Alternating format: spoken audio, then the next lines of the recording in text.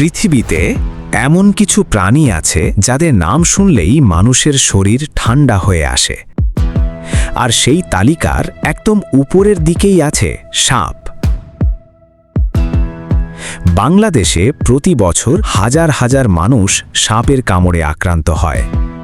বিশ্ব স্বাস্থ্য সংস্থার তথ্য অনুযায়ী বাংলাদেশে বছরে প্রায় ৬,০০০ মানুষের মৃত্যু হয় সাপের কামড়ে। সবচেয়ে ভয়ঙ্কর ব্যাপার হলো এই মৃত্যুর অনেকগুলোই ঘটে ঘুমের ভিতরে, অন্ধকারে কিংবা মাঠে কাজ করার সময়।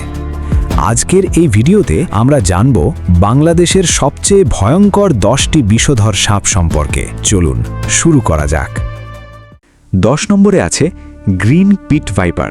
ঘন সবুজ রঙের কারণে গাছের পাতার সাথে এতটাই মিশে থাকে যে অনেক সময় মানুষ বুঝতেই পারে না যে ঠিক সামনে মৃত্যু লুকিয়ে আছে। বাংলাদেশের পাহাড়ি অঞ্চল, বন এবং গ্রামাঞ্চলে এই সাপ দেখা যায়। এই সাপের কামড়ে সাধারণত শরীরে তীব্র ব্যথা, রক্তক্ষরণ এবং ফোলা দেখা দেয়।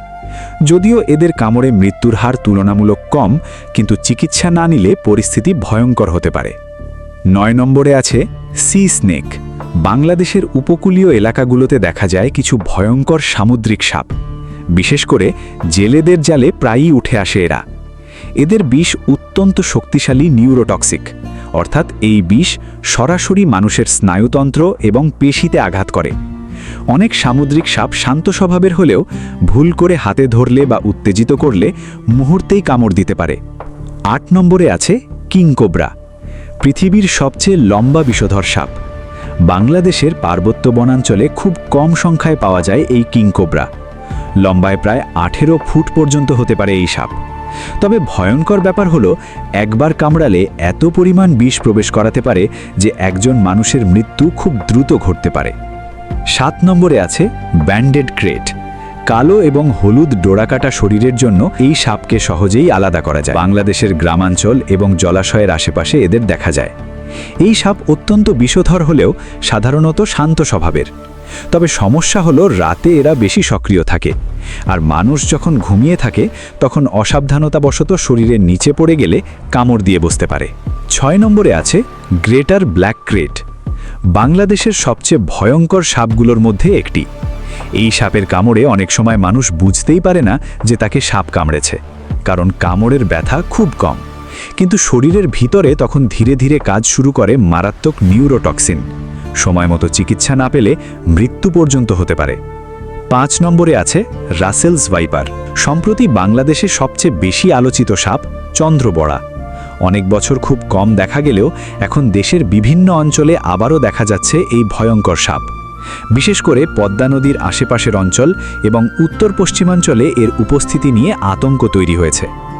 এই সাপের বিষ রক্ত জমাট বাঁধার প্রক্রিয়া নষ্ট করে দেয়, ফলে শরীরের ভিতরে মারাত্মক রক্তক্ষরণ শুরু হতে পারে। 4 নম্বরে আছে স্পেকটেকলড কোবরা। ফনা তোলার জন্য পৃথিবী বিখ্যাত এই গোখরা বাংলাদেশেও পাওয়া যায়। ফনার পিছনে চশমার মতো দাগ থাকায় একে স্পেকটেকলড কোবরা বলা হয়। বাংলাদেশের গ্রামাঞ্চল, ধানক্ষেত এবং মানুষের বসতির আশেপাশে প্রায়ই দেখা যায় এদের। এই সাপ ভয় পেলে ফনা তুলে দাঁড়িয়ে যায়। তবে বাংলাদেশে মৃত্যুর দিক থেকে সবচেয়ে ভয়ঙ্কর হিসেবে সাধারণত কালাচ, গোখরা এবং রাসেলস ভাইপারকে ধরা হয়। বিশেষজ্ঞদের মতে দ্রুত হাসপাতালে নেওয়া গেলে অধিকাংশ মানুষকেই বাঁচানো সম্ভব, কিন্তু সমস্যা হলো সচেতনতার অভাব এবং চিকিৎসা নিতে দেরি করা। সাপ মানুষকে ভয় পায়, মানুষও সাপকে ভয় পায়, কিন্তু ভয় আর ভুল তথ্য এই দুই জিনিস মিলেই প্রতি বছর তৈরি করছে আরও বড় বিপদ।